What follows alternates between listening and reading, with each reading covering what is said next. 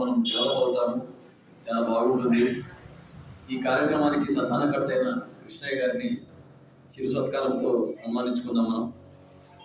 అలాగే నా రిక్వెస్ట్ ఏమంటే, ఇక్కడ చేసిన ప్రకారంగానే మధ్య మధ్యలో అక్కడ దుర్గాపేటలో కొన్ని దేవాలయాల దగ్గర మనంతకు మనమే, వాళ్ళు పిలిచాల్సిన అవసరం లేదు, మనంతకి మనమే వెళ్దాం.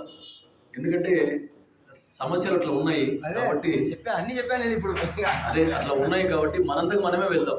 వెళ్ళి అక్కడ కొన్ని 4-5 గుళ్ళు ఉన్నాయి, రెగ్యులర్గా అంటే వారానికి ఒకసారో 15 రోజులకు ఒకసారో నెలకు ఒకసారో మనం అక్కడ పారాయణం చేస్తే బాగుంటుంది. మన ఇష్టం, భగవద్గీత పారాయణం ఒక అధ్యాయం అనుకోండి, లేదంటే విష్ణు అనుకోండి, లలిత అనుకోండి, ఏదో ఒకటి పారాయణం చేసి వాళ్ళలో కొంచెం మనం కలుపుకొని పోతే బాగుంటుంది అనే ఉద్దేశంతోనే నేను ఇక్కడ చెప్పడం జరుగుతుంది. కాబట్టి దయచేసి గమనించండి.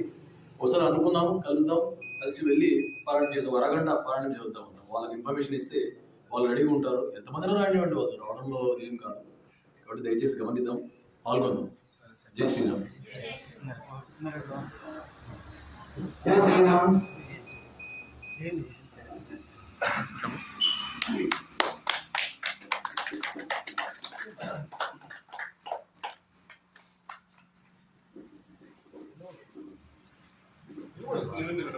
జై శ్రీరామ్.